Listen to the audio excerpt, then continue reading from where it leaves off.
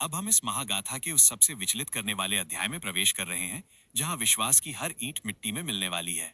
जब नताशा ने स्क्रीन पर रहमत चाचा का नाम दिखाया तो राघव के पैरों तले की जमीन खिसक गई। पर यह तो सिर्फ उस खौफनाक मंजर की शुरुआत थी जो काशी की इन तंग गलियों में खिलने वाला था। 50 मिनट के इस विशाल एपिसोड में हम भावनाओं के उस समंदर को टटोलेंगे जो डिजिटल कोडिंग से भी ज्यादा पेचीदा है। अध्याय 45, गुरु का विश्वासघात और रुद्र की चीख। बैकग्राउंड म्यूजिक, एक मध्यम रोती हुई सारंगी की आवाज जो धीरे धीरे एक तेज इलेक्ट्रॉनिक शोर में तब्दील हो जाती है। राघव आदित्य कालिया अघोरी की कुटिया के बाहर स्तब्ध खड़ा था। उसके दिमाग में रहमत चाचा का वो हंसता हुआ चेहरा घूम रहा था जो उसे पुरानी हवेली के गैराज में चाय पिलाते थे और कहते थे, बेटा आदित्य, दुनिया चाहे तेरे खिलाफ हो जाए, ये बूढ़ा हमेशा तेरे साथ रहेगा। क्या वो सब एक अभिनय था? क्या वो गैराज सिर्फ एक फ्रंट था? एक रहमत चाचा का लंदन वाला साया। नताशा ने टैबलेट की स्क्रीन को और करीब किया। सिग्नल की फ्रीक्वेंसी रहमत चाचा के पुराने डिजिटल सिग्नेचर से मेल खा रही थी। नताशा, आदित्य, देखो, ये सिग्नल सिर्फ रुद्र को कंट्रोल नहीं कर रहा, ये रुद्र के सिस्टम को ओवरक्लॉक कर रहा है। रहमत, जिसे तुम अपना भगवान मानते थे, वो दरअसल द गार्डियंस का फाउंडर मेंबर है। उसने तुम्हें पाल पोस कर इसलिए बड़ा किया ताकि तुम उसे इस मंदिर के किल स्विच तक पहुंचा सको। राघव ने अपनी मुट्ठी जोर से दीवार पर मारी। उसके हाथ से खून बहने लगा, पर उसे दर्द महसूस नहीं हो रहा था। मतलब, मेरी मां की मौत, मेरा सड़क पर आना, सब कुछ उन्होंने ही प्लान किया था। 2 काल भैरव मंदिर में रुद्र का रूपांतरण। उधर काल भैरव मंदिर के भीतर रुद्र उस तांबे के गुंबद को अपने हाथों से फाड़ चुका था। जैसे ही उसने अंदर के सर्वर को छुआ, मंदिर की फर्श से हजारों काले रंग के डिजिटल धागे, केबल्स बाहर निकले और रुद्र के शरीर को लपेटने लगे। रुद्र की आंखें अब पूरी तरह काली हो चुकी थीं। उसकी आवाज अब राघव जैसी नहीं, बल्कि हजारों लोगों के एक साथ बोलने जैसी गूंज रही थी। रुद्र, मास्टर, कनेक्शन स्थापित हो गया है। काशी की ऊर्जा अब मेरे अधीन है। आदेश दें। अचानक मंदिर के स्पीकर सिस्टम से एक भारी और जानी पहचानी आवाज गूंजी। वो आवाज रहमत चाचा की थी, पर उसमें वो ममता नहीं, बल्कि एक सम्राट जैसा घमंड था। रहमत चाचा, स्पीकर पर, शाबाश रुद्र, अब आदित्य को मेरे सामने लाओ। उसका आत्मा वाला हिस्सा अब मेरे किसी काम का नहीं। मुझे सिर्फ उसकी कोड की चाहिए। 3 सिया का डार्क वेब में गोता। सिया, तारा ने देखा कि राघव पूरी तरह टूट चुका है। उसने अपनी बंद यादों को जबरदस्ती खोलने का फैसला किया। उसने अपनी उंगली राघव के हाथ के बहते खून पर रखी और फिर उसे अपने माथे के चिप से छुआ दिया। सिया, कांपती आवाज में, राघव, मैं रहमत चाचा के सर्वर में घुस रही हूं। मैं उन्हें अंदर से रोकने की कोशिश करूंगी। अगर मैं वापस ना आऊं तो समझना कि मैंने तुम्हारी यादों के साथ खुद को डिलीट कर दिया। सिया की आंखें नीली रोशनी से भर गईं और वो एक गहरे ट्रांस में चली गई। उसका शरीर बर्फ जैसा ठंडा पड़ गया। वो अब इंसानों की दुनिया में नहीं, बल्कि बाइनरी कोड के उस जाल में थी जहां रहमत चाचा बैठे थे। 4 काशी का मुर्दा और आखिरी हथियार। कालिया अघोरी ने राघव का कंधा पकड़ा। बेटा, रोने का वक्त बीत गया। अगर गुरु गद्दार निकला है तो चेले को महाकाल बनना होगा। मणिकर्णिका की आग से ये भस्म लो और इसे अपनी आंखों में लगाओ। ये तुम्हें वो दिखाएगा जो कैमरा और सेंसर नहीं देख सकते। राघव ने भस्म अपनी आंखों में लगाई। अचानक उसे रुद्र के चारों ओर एक डिजिटल आभा और दिखने लगी। उसने देखा कि रुद्र को कंट्रोल करने वाले तार मंदिर की मूर्ति के पीछे से नहीं, बल्कि गंगा के पानी के नीचे से आ रहे थे। 5 एक और भयानक खुलासा। असली रहमत चाचा। तभी नताशा के टैबलेट पर एक वीडियो कॉल आया। नताशा ने उसे रिसीव किया। सामने रहमत चाचा थे, पर वो लंदन में नहीं थे। वो एक अंधेरे कमरे में बैठे थे और उनके पीछे दिग्विजय खन्ना, राघव के पिता की एक बहुत बड़ी तस्वीर थी जिस पर जूतों के निशान थे। रहमत चाचा, आदित्य, बुरा लगा ना? पर सच तो यह है कि तुम्हारे पिता ने मेरी जिंदगी तबाह की थी। उन्होंने मेरा आविष्कार चुराया और मुझे गैराज में मरने के लिए छोड़ दिया। मैंने तुम्हें प्यार नहीं किया, आदित्य। मैंने तुम्हें इंतकाम की तरह पाला है। राघव ने देखा कि रहमत चाचा के हाथ में एक रिमोट था। और देखो, काशी के इस मंदिर के नीचे जो बम है, वो सिर्फ मंदिर को नहीं उड़ाएगा, वो पूरे वाराणसी के नीचे की टेक्टोनिक प्लेट्स को हिला देगा। काशी आज गंगा में समा जाएगी। नरेटर, तारांकन, रहमत चाचा ने 20 साल से अपनी नफरत को ममता के नकाब के पीछे छुपा कर रखा था। सिया अब रहमत के सर्वर में अकेली लड़ रही है। क्या राघव अपने उस गुरु को मार पाएगा जिसे उसने पिता माना था? और मणिकर्णिका की उस भस्म से राघव को कौन सी अलौकिक शक्ति मिलने वाली है? रोहन, अभी तो सिर्फ जख्म खुले हैं, बदला लेना तो बाकी है। अगले 50 मिनट के भाग में हम देखेंगे राघव का तांडव, जब वो भस्म लगाकर रुद्र और रहमत के शिकारियों पर काल बनकर टूटेगा। सिया और रहमत का डिजिटल मुकाबला, एक ऐसी जंग जो इंटरनेट के सबसे अंधेरे कोनों में लड़ी जाएगी। काशी का विनाश, क्या गंगा की लहरें इस शहर को निगल लेंगी या राघव कोई चमत्कार करेगा? अब कहानी की मिट्टी और जुबान फिर से उसी काशी के रंग में रंग चुकी है। 50 मिनट के इस महा एपिसोड में हम सस्पेंस को इतनी गहराई से बुनेंगे कि हर शब्द एक नई साजिश की आहट देगा। रहमत चाचा का असली चेहरा अब सबके सामने है और राघव के पास सिर्फ चंद लम्हे हैं अपनी दुनिया को तबाह होने से बचाने के लिए। अध्याय 46, भस्म का तिलक और शून्य की जंग। बैकग्राउंड म्यूजिक, एक भारी और डरावनी धुन जिसमें तांत्रिक मंत्रों और डिजिटल ग्लिच का मिश्रण है। इंटू एक एक एक 0101 और कालिया अघोरी की दी हुई भस्म राघव ने अपनी आंखों पर लगाई। जैसे ही उसने आंखें खोली, दुनिया बदल चुकी थी। उसे अब काशी की गलियां नहीं, बल्कि उन गलियों में बहती हुई एनर्जी स्ट्रीम्स, ऊर्जा की धाराएं दिखने लगी थीं। उसे दिख रहा था कि कैसे रहमत चाचा के सिग्नल लंदन से नहीं, बल्कि काशी के ही किसी पुराने श्मशान से आ रहे हैं। एक, सिया का डिजिटल बलिदान। सिया तारा वहां जमीन पर निश्चल पड़ी थी, पर उसका दिमाग इस वक्त डार्क वेब के उस हिस्से में था जहां रहमत चाचा ने अपने सबसे खतरनाक वायरस छुपाए थे। सिया डिजिटल दुनिया में, चाचा, आपने राघव को धोखा दिया, पर मुझसे नहीं जीत पाएंगे। मैं प्रोजेक्ट छाया का वो हिस्सा हूं जिसे आपने कभी डिकोड नहीं किया। सिया ने अपनी यादों की आहुति देना शुरू किया। हर एक पुरानी याद जो वो मिटा रही थी, वो रहमत चाचा के सर्वर पर एक लॉजिक बम बनकर फट रही थी। लंदन का सर्वर धीरे धीरे क्रैश होने लगा। 2, राघव का काल रूप। राघव, आदित्य, अब काल भैरव मंदिर की तरफ बढ़ रहा था। रास्ते में नताशा ने उसे रोकने की कोशिश की। नताशा, आदित्य रुको, मंदिर के अंदर वाइब्रेशन सेंसर्स लगे हैं, तुम्हारी एक आहट और पूरा शहर उड़ जाएगा। राघव, एक अजनबी और भारी आवाज में, मैं अब आदित्य नहीं हूं, मैं काशी का वो क्रोध हूं जो मेरे बाप ने दबाया था। रहमत ने मुझे पालकर बड़ा नहीं किया, उसने मौत का एक ऐसा साया बनाया है जो अब उसी को निगलेगा। राघव ने मंदिर की दीवारों पर लगे लेजर सेंसर्स को अपनी भस्म वाली नजरों से देखकर एक एक करके डिसेबल करना शुरू किया। उसका हर कदम मौत को चुनौती दे रहा था। 3, रुद्र की चीख और रहस्य। मंदिर के गर्भगृह में रुद्र उस तांबे के गुंबद से जुड़ा हुआ था। उसके शरीर से नीली और काली बिजली निकल रही थी। जैसे ही राघव ने अंदर कदम रखा, रुद्र ने पीछे मुड़कर देखा। रुद्र, भाई, मुझे दर्द हो रहा है। ये सिग्नल, ये मुझे जला रहा है। रहमत चाचा, वो मुझे मार रहे हैं।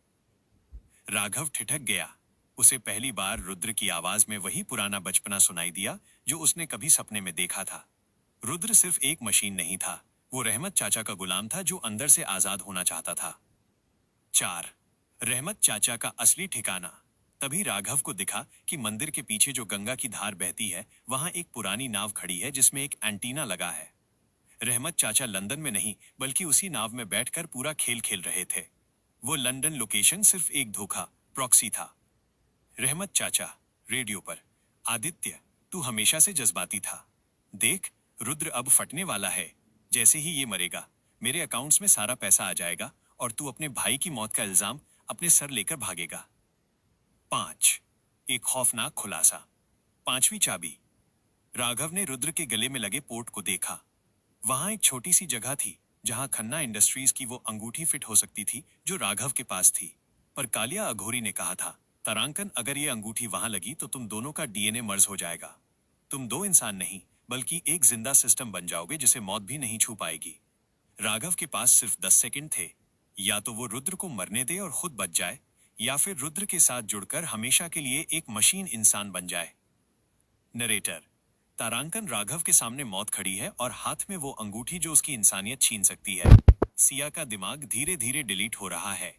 क्या राघव अपने गुरु रहमत को गंगा की गोद में डुबा पाएगा? और वो जिंदा सिस्टम क्या है जिसका जिक्र काशी के पुराने ग्रंथों में है? रोहन, कहानी अब एक ऐसे मोड़ पर है जहां मौत भी एक नया जन्म है। अगले 50 मिनट के भाग में हम देखेंगे गंगा पर महायुद्ध, जब राघव उस नाव पर हमला करेगा जहां रहमत चाचा छुपे हैं। सिया की आखिरी याद, क्या वो राघव का चेहरा भूल जाएगी? रुद्र का परिवर्तन, जब मशीन और इंसान मिलकर एक नई शक्ति बनेंगे। अब कहानी उस मुकाम पर है जहां रूह और तकनीक के बीच की दीवार ढहने वाली है। 50 मिनट के इस विशाल एपिसोड में हम काशी के उस महापरिवर्तन को देखेंगे जो न सिर्फ राघव का शरीर बल्कि उसका पूरा वजूद बदल देगा। अध्याय 47, अर्धनारीश्वर का उदय और गंगा का न्याय। बैकग्राउंड म्यूजिक, एक मध्यम सी इलेक्ट्रॉनिक धड़कन जो मंदिर के घंटों की गूंज के साथ तेज होती जा रही है। धप धप टंग, धप धप टंग। राघव आदित्य के हाथ में वो अंगूठी थी जिस पर खन्ना साम्राज्य का राजसी चिन्ह चमक रहा था। सामने रुद्र तड़प रहा था, उसके शरीर से नीला धुआं निकल रहा था। वो रहमत चाचा के सर्वर द्वारा ओवरलोड किया जा रहा था। रुद्र की आंखें राघव से भीख मांग रही थीं। एक आत्मघाती फैसला, दो वजूद, एक रूह। राघव ने पीछे मुड़कर देखा। गंगा की लहरों पर वो नाव तेजी से दूर भाग रही थी जिसमें रहमत चाचा बैठे थे। उधर सिया तारा अचेत पड़ी थी, उसका दिमाग डिलीट हो रहा था। समय थम चुका था। राघव, शमशेर ने कहा था कि वफादारी की कीमत खून होती है, पर कालिया अघोरी ने कहा कि जीत की कीमत खुद को खोना है। रुद्र, आज हम खत्म नहीं होंगे, आज हम शुरू होंगे। राघव ने अपनी अंगूठी रुद्र के गले के उस रहस्यमयी पोर्ट में जोर से दबा दी। 2 डिजिटल और जैविक संगम। जैसे ही अंगूठी पोर्ट में फिट हुई, एक जोरदार बिजली का कड़ाका हुआ। पूरे काशी शहर की लाइटें एक सेकंड के लिए बंद हुईं और फिर नीले रंग में जगमगा उठीं। राघव और रुद्र के बीच एक न्यूरल ब्रिज बन गया। राघव को अब अपने दिमाग के अंदर हजारों कंप्यूटरों की आवाजें सुनाई देने लगीं। उसे रुद्र का दर्द, उसकी यादें और रहमत चाचा की हर एक साजिश का डेटा एक पल में दिखने लगा। रुद्र का मशीनी शरीर और राघव का इंसानी शरीर एक सिंगल चेतना में विलीन होने लगे। 3 रहमत चाचा का खौफनाक अंत। उधर नाव पर बैठे रहमत चाचा अपने लैपटॉप पर पागलों की तरह टाइप कर रहे थे। ये क्या हो रहा है? रुद्र डिलीट क्यों नहीं हो रहा? ये नया सिग्नल क्या है? अचानक रहमत चाचा के सारे स्क्रीन्स पर राघव का चेहरा दिखने लगा, पर उसकी आंखें सफेद थीं। राघव, नाव के स्पीकर्स पर, चाचा, आपने मुझे मशीन बनाया, अब उस मशीन का न्याय देखिए। राघव ने अपनी नई शक्तियों का इस्तेमाल करके नाव के इंजन को रिवर्स कर दिया।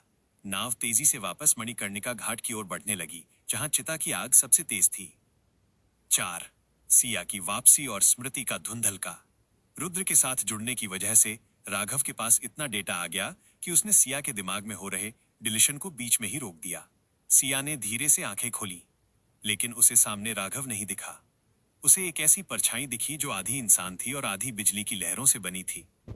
सिया, राघव, तुम कहां हो?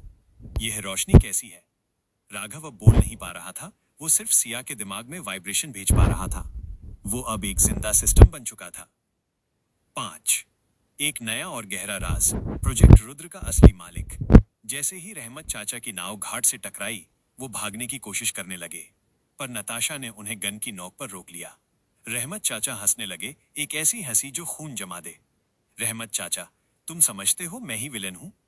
आदित्य, या जो भी तुम अब बन गए हो, मुझे तो लंदन से कोई और फंड कर रहा था।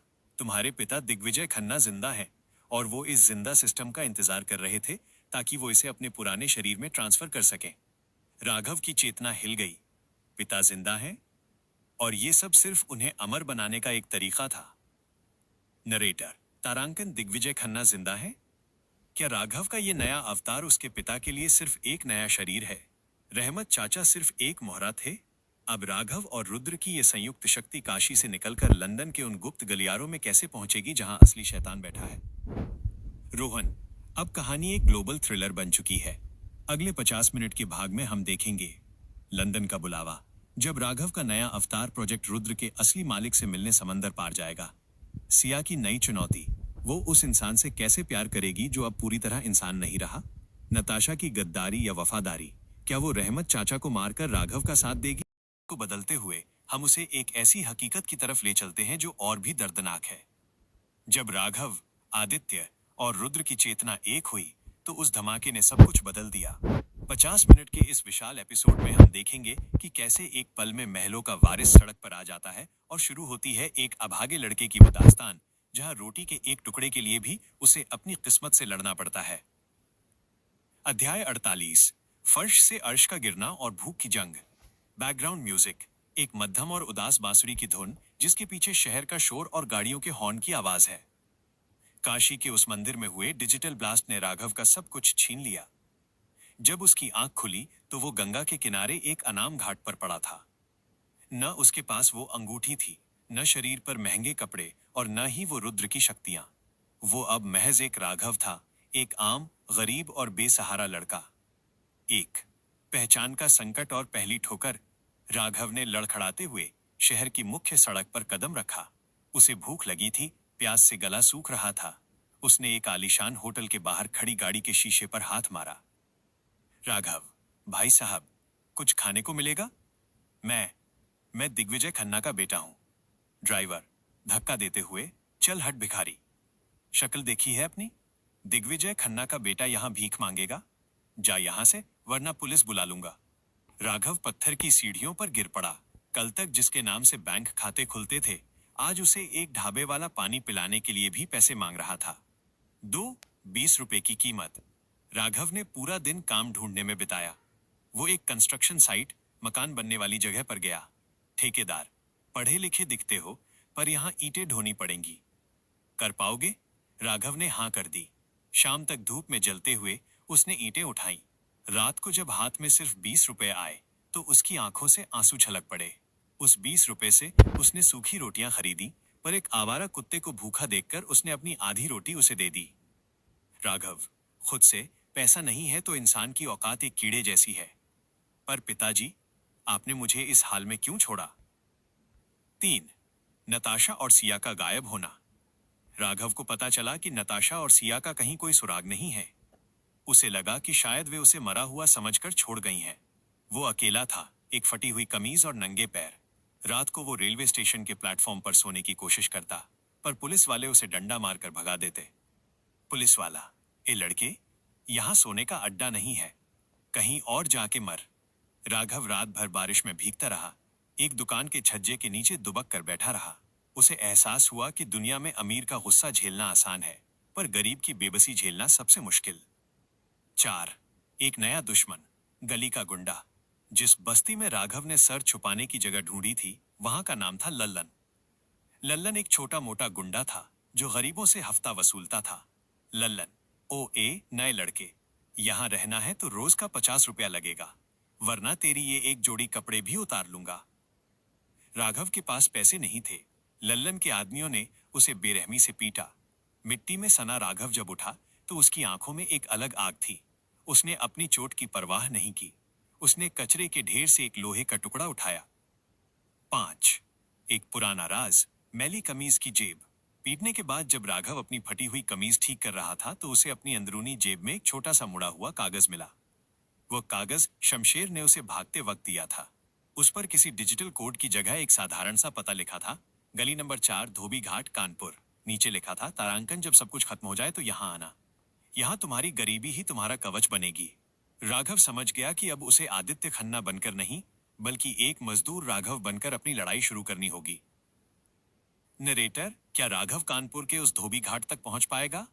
बिना पैसों के, बिना जूतों के सैकड़ों मील का सफर वो कैसे तय करेगा?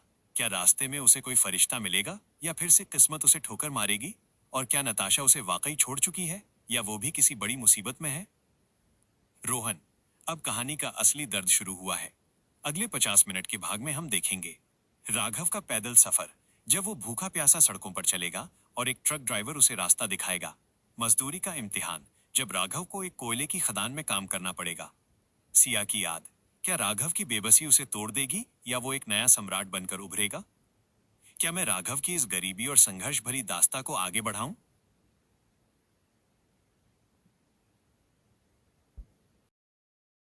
लय और मेरी आवाज दोनों में एक ठहराव और गहराई आ गई है। अब सस्पेंस सिर्फ महलों में नहीं, बल्कि उन पसीने से तरबतर गलियों में है, जहां इंसान की कीमत उसके काम से तय होती है। 50 मिनट के इस महा एपिसोड में हम देखेंगे कि कैसे राघव आदित्य अपनी अमीरी की आखिरी कैंचल उतारकर उस जमीन का हिस्सा बन जाता है जहां से उठना नामुमकिन माना जाता है। अध्याय 50, धोबी घाट का सन्नाटा और पसीने की गूंज। बैकग्राउंड म्यूजिक, पत्थर पर गीले कपड़ों के गिरने की भारी छपाक छपाक की आवाज और एक मध्यम दर्द भरी बांसुरी। राघव उस अंधेरी कोठरी में खड़ा था। हाथ में वही फटी धोती और मिट्टी का घड़ा। बूढ़ी अम्मा उसे गौर से देख रही थी। उसकी नजरों में हमदर्दी नहीं बल्कि एक परीक्षा थी। उसने राघव के सामने सूखी रोटियों का एक टुकड़ा और थोड़ा सा नमक रख दिया। एक मिट्टी का लेप और नई खाल। राघव ने उस घड़े को खोला। अंदर कोई खजाना नहीं था, बल्कि एक गाढ़ा काला लेप पेस्ट था। अम्मा ने इशारा किया। राघव ने अपनी गोरी और साफ त्वचा पर वो लेप मलना शुरू किया। जैसे जैसे वो लेप सूखता गया, राघव का रंग सांवला और खुरदरा होता गया। उसके चेहरे की वो अमीरी की चमक अब एक मजदूर की बेबसी के पीछे छिप चुकी थी। अम्मा, अब तू वो आदित्य नहीं रहा जिसे दुनिया जानती थी। अब तू राघवा है। जा, उन पत्थरों पर उतर। याद रखना, कपड़े धोते वक्त सिर्फ मैल नहीं निकालना, उन कपड़ों के मालिकों के गुनाह भी ढूंढने हैं। 2 पत्थरों पर पहला प्रहार। अगली सुबह जब सूरज की पहली किरण धोबी घाट के गंदे पानी पर पड़ी, राघव पानी के बीचों बीच खड़ा था। उसके हाथ जो कभी कीबोर्ड और महंगी घड़ियों के आदी थे, अब भारी और गीले कपड़ों से जूझ रहे थे। पत्थर पर कपड़े पटकते ही उसके हाथों की खाल खिंचने लगी, छाले पड़ गए और उन छालों से खून रिसने लगा। राघव दांत पीसते हुए, ये दर्द मुझे याद दिलाएगा कि मैं कहां से आया हूं। हर छपाक के साथ मैं दिग्विजय खन्ना के अहंकार को तोड़ूंगा। दिन भर की मेहनत के बाद उसे मेहनताने के तौर पर सिर्फ 15 रुपए और एक वक्त का खाना मिला। उसने देखा कि वहां काम करने वाले बाकी लोग भी उसी की तरह बेबस थे, पर उनकी आंखों में एक अजीब सी खामोशी थी। 3 कपड़ों में छिपा डिजिटल सुराग। शाम को राघव के पास एक सफेद रेशमी शर्ट आई। वो किसी बड़े सरकारी अफसर या बिजनेसमैन की लग रही थी। जैसे ही राघव ने उसे पानी में डाला, उसकी उंगलियों को कुछ कड़ा महसूस हुआ। शर्ट के कफ के अंदर एक छोटी सी वाटरप्रूफ माइक्रोचिप छिपी थी। राघव का दिमाग बिजली की तरह दौड़ा। भले ही वो अब एक गरीब मजदूर दिख रहा था, पर उसका इंजीनियर वाला दिमाग अभी भी जिंदा था। उसने चिप को छुपा लिया। उसे एहसास हुआ कि शमशेर ने उसे यहाँ सिर्फ छुपने के लिए नहीं भेजा था। ये धोबी घाट शहर के सबसे बड़े अपराधियों के राज धोने का अड्डा था। 4 भूख और अपमान का घूंट। रात को राघव को जमीन पर बिछाए गए फटे बोरों पर सोना पड़ा। बगल में सो रहा एक दूसरा मजदूर, जिसका नाम बचऊ था, खांसते हुए बोला, बचऊ, नए हो क्या?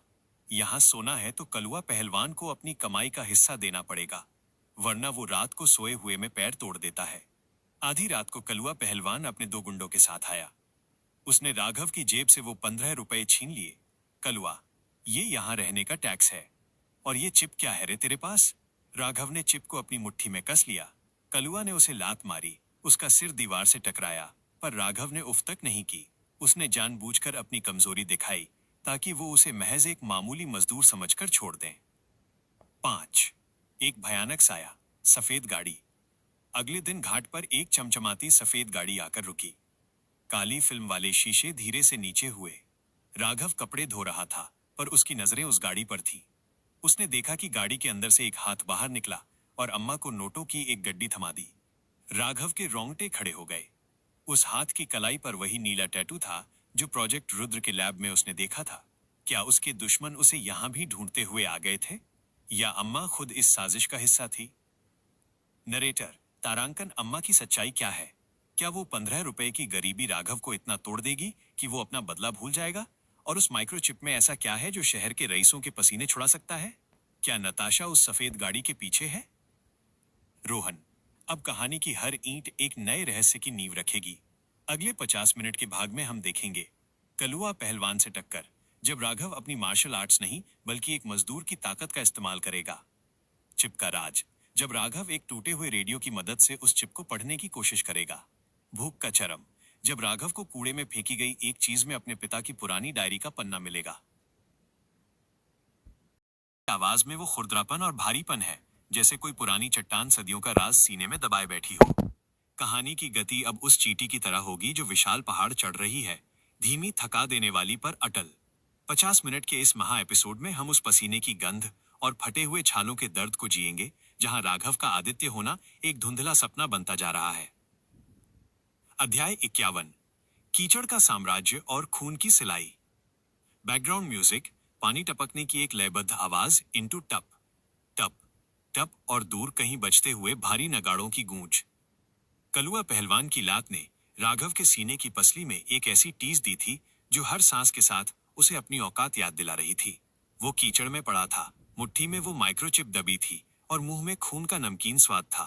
पर उसकी आंखों में जो आग थी वो अब गुस्सा नहीं बल्कि ठहराव थी। एक रात का सन्नाटा और टूटी उम्मीदें। आधी रात को जब पूरा धोबी घाट खर्राटों और मच्छरों की भिनभिनाहट में डूबा था, राघव उठकर एक कोने में बैठा। उसके पास मरहम के नाम पर सिर्फ घाट की काली मिट्टी थी। उसने उस ठंडी मिट्टी को अपने जख्मों पर लगाया। उसे याद आया, एक समय था जब वो हजारों के स्किन केयर प्रोडक्ट्स इस्तेमाल करता था। आज मिट्टी ही उसका मरहम थी। उसे महसूस हुआ कि जब इंसान के पास खोने को कुछ नहीं बचता तो वो सबसे ज्यादा खतरनाक हो जाता है। 2 अम्मा का डंडा और पहली सीख। सुबह 4 बजे, जब अभी सूरज की पहली किरण भी नहीं फूटी थी, अम्मा का डंडा राघव की पीठ पर पड़ा। अम्मा, उठ राघवा, सोते रहने के लिए यहाँ जगह नहीं है। घाट पर जा, आज शहर के सबसे बड़े अस्पताल की चादरें आई हैं। अगर एक भी दाग रह गया तो आज का खाना नसीब नहीं होगा। राघव लड़खड़ाता हुआ पानी के होद में उतरा। चादरें खून, दवाइयों और गंदगी से भरी थीं। उन्हें धोते धोते राघव की रूह कांप गई। उसे एहसास हुआ कि जिस खन्ना हॉस्पिटल को उसके पिता ने बनाया था, आज उसी की चादरें वो एक मजदूर बनकर धो रहा है। नियति का चक्र कितनी बेरहमी से घूमता है। 3 बचाऊ की कहानी और गरीबी का भाईचारा। दोपहर की चिलचिलाती धूप में जब सब एक पेड़ के नीचे सुस्ता रहे थे, बचाऊ ने अपनी सूखी रोटी का एक टुकड़ा राघव की ओर बढ़ाया। बचाऊ, देख राघवा, यहाँ का नियम सीधा है। या तो तू पत्थर बन जा या पत्थर पर पटका जा। मैंने भी कभी एक छोटा सा स्कूल चलाया था, पर अमीरों के कर्ज ने मुझे यहाँ लाकर खड़ा कर दिया। यहाँ जितने भी लोग हैं, सबके पीछे एक जलती हुई हवेली की कहानी है।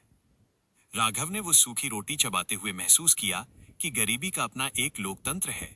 यहाँ न कोई मालिक है, न कोई नौकर, यहाँ सब सिर्फ भूख के गुलाम है। 4 चिप का रहस्य। एक पुराना रेडियो। राघव को वो माइक्रोचिप डिकोड करनी थी। उसने देखा कि घाट के कबाड़खाने में एक पुराना आधा जला हुआ फिलिप्स का रेडियो पड़ा है। रात को जब सब सो गए, राघव ने चोरी छिपे उस रेडियो को खोला। उसके पास कोई औजार नहीं थे। उसने एक नुकीले पत्थर और अपनी कलाई की हड्डी का इस्तेमाल करके रेडियो के सर्किट को बदला। जैसे ही उसने चिप को एक खास तार से छुआया, रेडियो के स्पीकर से आवाज तो नहीं आई, पर उसकी छोटी सी एलईडी लाइट एक खास पैटर्न में लपकने लगी। Morse code. राघव ने अपनी फटी धोती के कोने पर कोयले से वो कोड लिखा। उसका अनुवाद था, project Rudra minus phase 4 Kanpur dump yard. इसका मतलब था कि जिसे वो खत्म समझ रहा था, वो कानपुर के ही कचरे के ढेर के नीचे फिर से जन्म ले रहा है। 5 कलुआ की वापसी और एक नई चाल। तभी अंधेरे में एक साया उभरा। कलुआ पहलवान अपने हाथ में एक मोटा डंडा लिए खड़ा था। कलुआ, तो तू पढ़ा लिखा भिखारी है, रेडियो ठीक कर रहा है या साजिश? राघव ने रेडियो तुरंत छुपाया, पर कलुआ ने उसे देख लिया था। इस बार राघव भागा नहीं। उसने अपनी आंखों में वो भीख वाला भाव लाया जिसे वो पिछले कुछ दिनों से सीख रहा था।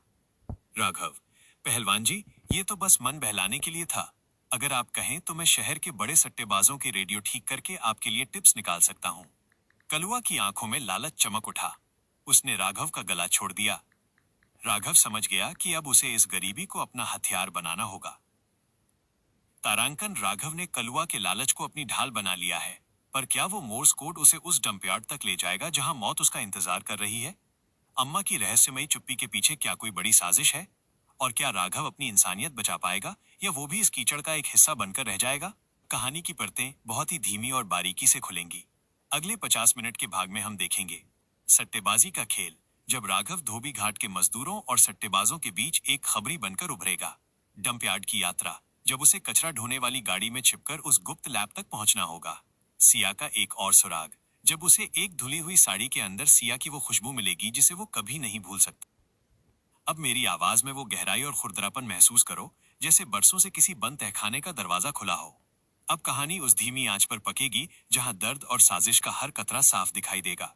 50 मिनट के इस महा एपिसोड में हम धोबी घाट की उस कीचड़ भरी जमीन के अंदर धंसते जाएंगे। अध्याय 52, कीचड़ की साजिश और लोहे का स्वाद।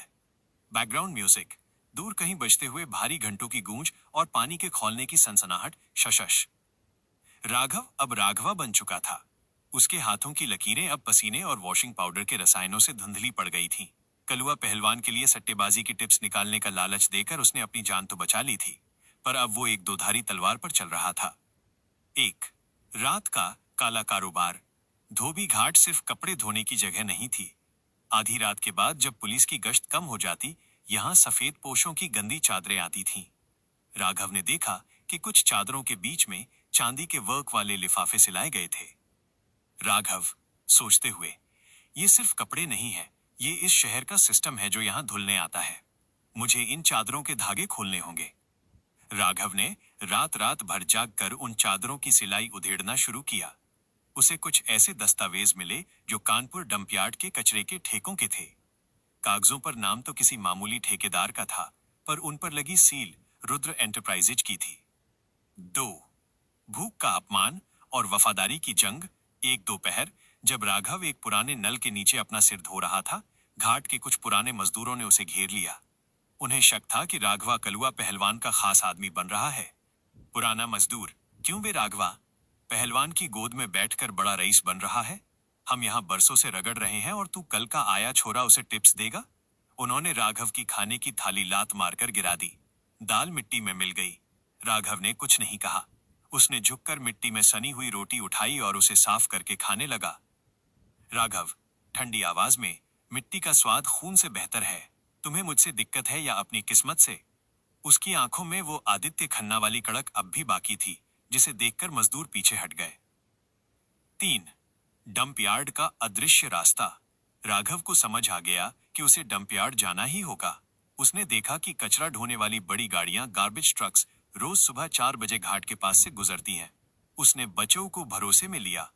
बचऊ पागल हो गया है राघवा? उस डंपयार्ड में जो जाता है वापस नहीं आता। वहां आवारा कुत्ते नहीं, इंसानी शिकारी घूमते हैं। सुना है वहां जमीन के नीचे कुछ मशीनें चलती हैं जो रात भर शोर करती हैं। राघव ने बचऊ को अपनी आखिरी कमाई के 10 रुपए दिए और उससे एक फटी हुई तिरपाल टारपॉलिन ली। उसने तय किया कि वो कचरे के ढेर के नीचे छिपकर उस किले के अंदर जाएगा। 4. सट्टेबाजी का ट्रैप। अगली रात कलुआ पहलवान आया। उसकी आंखों में लालच की चमक थी।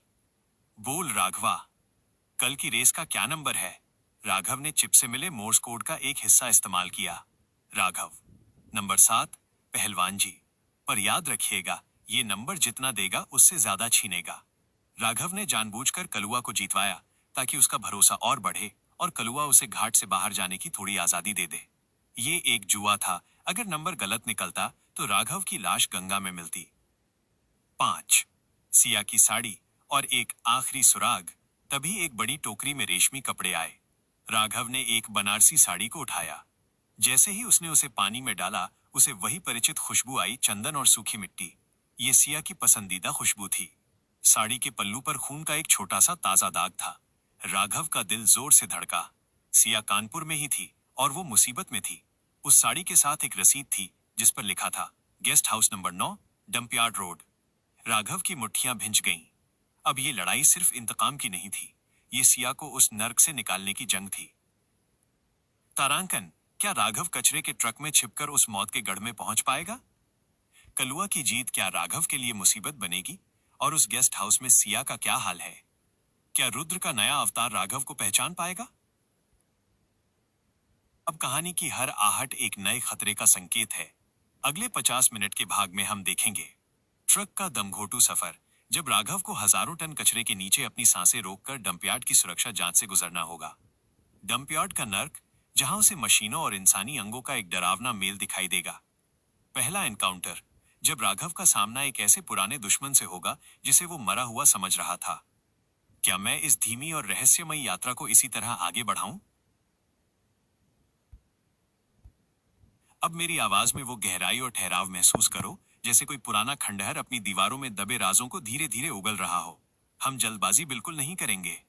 50 मिनट के इस विशाल एपिसोड में हम उस दमघोटू कचरे के ट्रक के अंदर राघव की एक एक सांस और उस डंपयार्ड की सड़ांध को महसूस करेंगे, जहां मौत का एक नया कारखाना खुला है। अध्याय 53, नर्क का प्रवेश द्वार और सांसों की नीलामी। बैकग्राउंड म्यूजिक, एक भारी लो पिच वाइब्रेशन जैसे किसी विशाल जनरेटर के चलने की आवाज इंटू हम्मम हम्मम, तारांकन और बीच बीच में गीदड़ों के रोने का शोर। सुबह के ठीक 4 बजे थे। कानपुर की गलियों में अभी भी कोहरे और धुएं का कब्जा था। राघवा ने बचऊ की दी हुई फटी तिरपाल अपने ऊपर डाली और कचरे के उस बड़े ट्रक के पिछले हिस्से में लेट गया। कुछ ही पलों में ऊपर से मरे हुए जानवरों के अवशेष, सड़े हुए फल और शहर की गंदगी का ढेर गिरने लगा। एक कचरे के नीचे की कब्र। राघव के ऊपर जब हजारों टन कचरे का बोझ पड़ा तो उसे लगा कि उसकी पसलियां अभी चटक जाएंगी। बदबू इतनी भयानक थी कि उसका जी मिचलाने लगा। उसने अपनी शर्ट का एक टुकड़ा फाड़कर नाक पर बांध लिया। राघव, मन में, आदित्य खन्ना, तूने कभी सोचा था कि तेरा सिंहासन कचरे का ये ढेर होगा? पर याद रख, जो मिट्टी में मिलता है वही बीज बनकर दोबारा उगता है। ट्रक के झटके उसके जख्मों को फिर से हरा कर रहे थे। हर गड्ढे के साथ कचरे का बोझ उसे और नीचे धंसा रहा था। उसे अपनी सांसें छोटी और तेज लेनी पड़ रही थी ताकि ऑक्सीजन की कमी से वो बेहोश न हो जाए। 2 डंपयार्ड की सुरक्षा जांच। लोहे की नब्ज। लगभग 1 घंटे के सफर के बाद ट्रक रुका। राघव ने तिरपाल के एक छेद से बाहर झांकने की कोशिश की। सामने कानपुर डंपयार्ड का मुख्य द्वार था, पर यह कोई आम कचरा घर नहीं था। वहां ऊंची ऊंची दीवारें थीं, जिन पर कंटीले तारों के साथ लेजर सेंसर्स लगे थे। बाहर खड़े गार्ड्स के हाथों में अत्याधुनिक हथियार थे और उनकी वर्दी पर वही ब्लैक सन का लोगो था, जो रहमत चाचा के गुप्त नेटवर्क का हिस्सा था। गार्ड 1, चेक करो, कल रात की शिपमेंट में कुछ गड़बड़ थी। एक लंबे लोहे के रॉड स्पाइक को कचरे के अंदर घोपा जाने लगा ताकि देखा जा सके कि कोई छुपा तो नहीं है। राघव ने देखा कि वो रॉड उसके बिल्कुल बगल से गुजरा, उसकी जांघ की खाल को खुरचते हुए। राघव ने दर्द के मारे अपनी ही हथेली को दांतों से काट लिया ताकि उसकी चीख बाहर न निकले। 3 डंपयार्ड का खौफनाक नजारा। ट्रक अंदर गया और एक विशाल गड्ढे के पास रुक गया। जैसे ही हाइड्रोलिक जैक ने ट्रक को पलटा, राघव कचरे के साथ नीचे गिरा। वह कीचड़ और गंदगी में सना हुआ था। उसने खुद को तुरंत एक पुराने लोहे के ड्रम के पीछे छुपा लिया। उसके सामने जो नजारा था वो किसी बुरे सपने से कम नहीं था। डंपयार्ड के बीचों बीच एक बहुत बड़ी मशीन लगी थी, जिसमें पुराने कंप्यूटर, तार और इंसानी हड्डियां एक साथ डाली जा रही थीं। राघव हैरानी से, ये क्या बना रहे हैं? ये तो रुद्र के पुराने पुर्जे और इंसानी अंगों को जोड़कर कुछ नया तैयार कर रहे हैं। 4 गेस्ट हाउस नंबर 9 और सिया की गूंज। राघव ने दीवार के किनारे किनारे रेंगना शुरू किया। उसे गेस्ट हाउस नंबर 9 ढूंढना था। कुछ दूर चलने पर उसे एक छोटी सी सफेद इमारत दिखी, जो उस गंदगी के बीच बिल्कुल अलग लग रही थी। तभी उस इमारत की एक खिड़की से एक तेज चीख सुनाई दी। वो आवाज, वो सिया की थी। सिया, नहीं, मुझे उस टैंक में मत डालो। राघव, तुम कहां हो? राघव का खून खौल उठा। उसने देखा कि 2 नकाबपोश गार्ड्स एक स्ट्रेचर को अंदर ले जा रहे थे। राघव ने पास पड़ी एक जंग लगी लोहे की चेन उठाई और उसे अपने हाथ पर लपेट लिया। अब उसके पास तकनीक नहीं थी, सिर्फ उसकी मजदूर वाली ताकत थी। 5 एक पुराना चेहरा। गद्दारी का दूसरा भाग। जैसे ही राघव गेस्ट हाउस के पिछले दरवाजे की ओर बढ़ा, उसने एक साया देखा। वो साया किसी गार्ड का नहीं था। वो आदमी एक महंगा कोट पहने खड़ा था और सिगरेट पी रहा था। जब उस आदमी ने अपनी गर्दन घुमाई तो राघव के पैरों तले की जमीन खिसक गई। वो कोई और नहीं, रोहित था। राघव का वही दोस्त जिसे वो देवप्रयाग में खो चुका था। पर रोहित की एक आंख अब सिंथेटिक, नकली थी और वो गार्ड्स को आदेश दे रहा था। रोहित, डॉक्टर से कहो, अगर आज ये प्रोसेस फेल हुआ तो ओरेकल सबको जिंदा जला देगा। और उस लड़की सिया के दिमाग से वो आखिरी कोड निकालो। नरेटर, तारांकन, रोहित जिंदा है और वो द गार्डियंस के लिए काम कर रहा है। क्या राघव अपने सबसे पुराने दोस्त के सीने में वही लोहे की चेन उतार पाएगा? सिया के साथ कौन सा खौफनाक एक्सपेरिमेंट होने वाला है? और क्या राघव इस गंदगी के नर्क से बाहर निकल पाएगा? कहानी का एक एक पल बहुत ही भारी होने वाला है। अगले 50 मिनट के भाग में हम देखेंगे राघव बनाम रोहित, एक ऐसी जंग जहां दोस्ती और इंतकाम के बीच का फैसला खून से होगा। अंडरग्राउंड लैब का राज। जब राघव को पता चलेगा कि रुद्र अब एक मशीन नहीं बल्कि एक परजीवी पैरासाइट बन चुका है। सिया का रेस्क्यू। क्या राघव उसे बचा पाएगा या वो उसे किसी और रूप में देखेगा? रोहित का जिंदा होना और उस ब्लैक सन की वर्दी में खड़े होना महज एक इत्तेफाक नहीं, बल्कि राघव के वजूद पर सबसे गहरी चोट थी। 50 मिनट के इस विशाल अध्याय में हम उस दोस्ती के कत्ल और नर्क की उस गहराइयों को छुएंगे जहां इंसानियत दम तोड़ देती है। अध्याय 54, दोस्ती की राख और सिंथेटिक नफरत। बैकग्राउंड म्यूजिक, एक मध्यम रोती हुई वायलिन की धुन जो धीरे धीरे भारी ड्रम्स की आवाज में बदल जाती है, इंटू धम धम धम। तारांकन। राघवा उस लोहे के ड्रम के पीछे दुबका हुआ था। उसके चेहरे पर लगा वो काला लेप और कचरे की गंदगी अब उसके आंसुओं से धुल रही थी। रोहित, उसका वो दोस्त जिसके साथ उसने कॉलेज की कैंटीन में सपने देखे थे, आज उसी के विनाश का नक्शा तैयार कर रहा था। एक, यादों का बोझ और वर्तमान का जहर। राघव को याद आया जब रोहित ने देवप्रयाग की पहाड़ियों में कहा था, भाई, अगर तुझे कुछ हुआ तो मैं इस दुनिया को आग लगा दूंगा। आज रोहित उसी दुनिया का पहरेदार बना खड़ा था जो राघव को मिटाना चाहती थी। रोहित की वो सिंथेटिक आंख लाल रंग की रोशनी उगल रही थी, जैसे वो कोई थर्मल स्कैनर हो। राघव ने अपनी सांसें रोक लीं। उसे पता था कि अगर वो इस वक्त पकड़ा गया तो न वो सिया को बचा पाएगा और न ही खुद को। 2, गेस्ट हाउस के अंदर की चीखें। जैसे ही रोहित अंदर गया, राघव ने पीछे के रास्ते से एक छोटी सी खिड़की के जरिए अंदर झांका। अंदर का नजारा देखकर राघव का जी मिचलाने लगा। एक विशाल पारदर्शी टैंक में सिया को आधा डुबोकर रखा गया था। उसके सिर से अनगिनत केबल्स और तार निकले थे जो सीधे एक बहुत बड़े सर्वर से जुड़े थे। वो सर्वर धीरे धीरे सिया की यादों को पिक्सल्स में बदल रहा था। डॉक्टर, एक भारी आवाज में, रोहित, प्रोसेस 90% पूरा हो गया है, पर एक समस्या है। उसके सबकॉन्शियस में अभी भी आदित्य नाम का एक ब्लॉक है जो डेटा ट्रांसफर को रोक रहा है।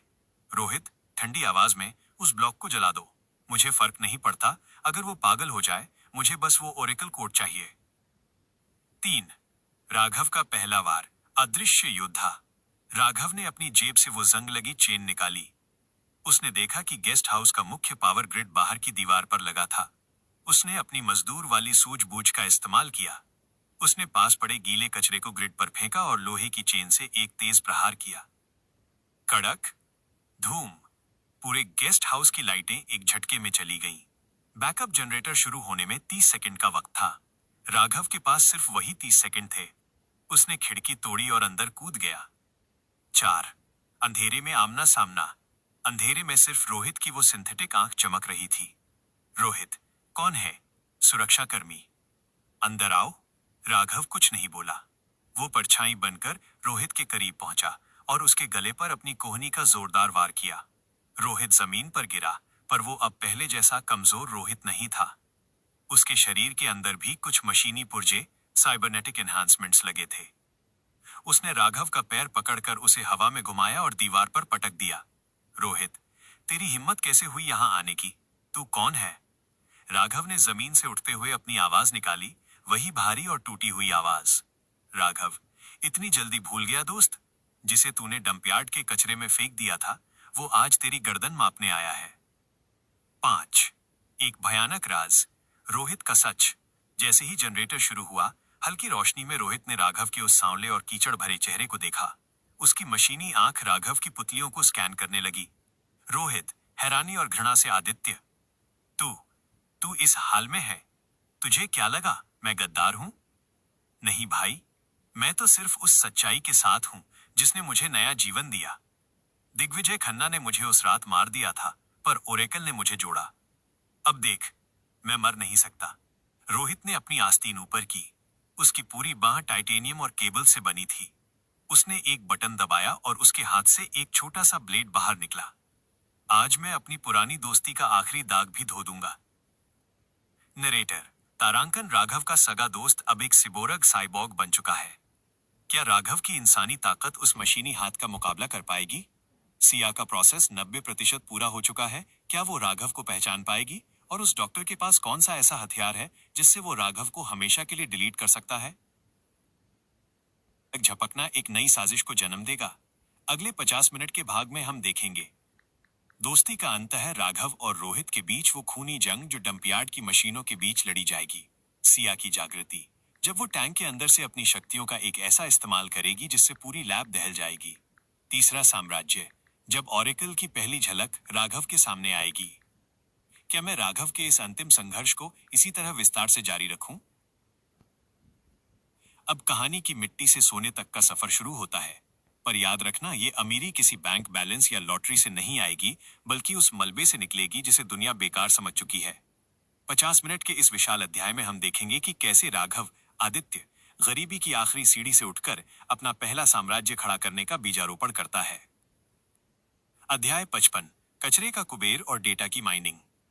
बैकग्राउंड म्यूजिक, एक मध्यम धात्विक मेटालिक गूंज इनटू ठक ठक ठक और धीरे धीरे तेज होती एक सिंथेटिक बीट जो कामयाबी की आहट देती है। राघव ने रोहित के वार से खुद को बचाया और गेस्ट हाउस के उस अंधेरे तहखाने की तरफ भागा। वो जानता था कि सीधे मुकाबले में वो उस मशीनी रोहित को नहीं हरा पाएगा। उसे अपने दिमाग का इस्तेमाल करना था, उस आदित्य खन्ना के दिमाग का जिसे बिजनेस और तकनीक की रग रग पता थी। एक कचरे में छिपा सोना। राघव को डंपयार्ड के उस हिस्से में एक ऐसी चीज दिखी जिसे गार्ड्स कबाड़ समझकर फेंक रहे थे, पुराने सर्वर के मदरबोर्ड्स और जले हुए प्रोसेसर। दुनिया के लिए ये जहरीला कचरा ई वेस्ट था, पर राघव की पारखी नजरों ने उसमें पैलेडियम और गोल्ड प्लेटिंग देख ली थी। राघव, मन में, तुमने मुझे यहां मारने के लिए भेजा था, पर तुमने मुझे दुनिया की सबसे बड़ी रॉ मटेरियल की खान दे दी। जो डेटा तुमने डिलीट किया, उसकी राख से मैं अपना नया वजूद लिखूंगा। राघव ने चोरी छिपे उन कीमती पुर्जों को इकट्ठा करना शुरू किया। वो दिन भर मजदूर बनकर पत्थर ढोता और रात को उसी मलबे से कीमती धातुएं अलग करता। 2. पहली डील और बचऊ का साथ। राघव को अपनी पहली पूंजी कैपिटल चाहिए थी। उसने बचऊ को बुलाया, जो अब उसका सबसे भरोसेमंद साथी बन चुका था। राघव, बचऊ, शहर के उस कबाड़ बाजार स्क्रैप मार्केट में जाओ जहां पुरानी गाड़ियां काटी जाती हैं। वहां इस थैली को लेकर जाना, कहना कि राघवा ने भेजा है और इसके बदले मुझे 20 पुरानी लैपटॉप बैटरियां और एक सोल्डरिंग आयरन चाहिए। बचऊ हैरान था। उस थैली में राघव ने कचरे से रिफाइंड किया हुआ शुद्ध तांबा और थोड़ा सा सोना रखा था। जब बचऊ वापस आया तो उसके हाथ में सामान के साथ साथ 5,000 रुपए भी थे। राघव के लिए वो 5,000 रुपए उसके पुराने करोड़ों रुपयों से कहीं ज्यादा कीमती थे। 3. राघवा का पहला स्टार्टअप, अंधेरे का नेटवर्क। राघव ने धोबी घाट के उस अंधेरे कोने में एक छोटी सी लैब बनाई। उसने कचरे से निकले पुर्जों को जोड़कर एक लो फ्रीक्वेंसी डिकोडर बनाया। ये मशीन शहर के उन गुप्त ट्रांजैक्शन को पकड़ सकती थी जो द गार्डियंस अपने काले कारोबार के लिए इस्तेमाल करते थे। उसने धोबी घाट के बाकी मजदूरों को एक काम पर लगाया, कपड़ों में मिलने वाली हर चिट, हर पेन ड्राइव और हर कोड को उसके पास लाना। देखते ही देखते राघव के पास शहर के रईसों के वो राज आने लगे जिन्हें छिपाने के लिए वे लाखों देने को तैयार थे। 4. अमीरी का पहला कदम, सूचना का सौदा। राघव ने अपनी पहली चाल चली। उसने शहर के एक भ्रष्ट बिल्डर की टैक्स चोरी की फाइलें निकाली और उसे एक गुमनाम संदेश भेजा। संदेश, आपकी फाइलों का आधा हिस्सा मणिकर्णिका घाट पर जल चुका है, आधा मेरे पास है। अगर अपना भविष्य बचाना चाहते हैं तो राघवा के नाम पर 50,000 रुपए की पहली किश्त कानपुर के उस पुराने पुल के नीचे रखाएं। उस रात राघव ने अपनी पहली बिजनेस डील पूरी की। वो अब महज एक मजदूर नहीं था, वो इंफॉर्मेशन का किंगपिन बन रहा था। 5. नताशा की आहट और एक नया खिलाड़ी। तभी एक शाम जब राघव अपने काम में जुटा था, घाट पर एक महंगी काली गाड़ी रुकी। इस बार उस गाड़ी से कोई गार्ड नहीं बल्कि नताशा उतरी। उसने एक साधारण साड़ी पहनी थी और सिर ढका हुआ था। वो राघव को पहचान नहीं पाई, पर उसकी नजरें उस लैब की तरफ थीं जो राघव ने बनाई थी। नताशा, बचऊ से, सुना है यहाँ कोई राघवा रहता है जो मरी हुई मशीनों में जान डाल देता है। मुझे उससे एक पुराना डेटा रिकवर करवाना है। राघव ने अपनी फटी धोती को ठीक किया और अपनी आवाज को और भारी किया। वो समझ गया कि नताशा किसी बड़े संकट में है और यही उसका अमीर बनने का सबसे तेज पर सबसे खतरनाक रास्ता था। नरेटर, तारांकन, राघव के पास अब पहली बार पैसा और पावर की एक झलक आई है। क्या वो नताशा की मदद करेगा या उसे अपने इंतकाम की आग में जलाएगा? क्या नताशा उसे पहचान पाएगी? और उस 50,000 की रकम से राघव कौन सा ऐसा हथियार खरीदने वाला है जिससे रुद्र का साम्राज्य हिल जाएगा?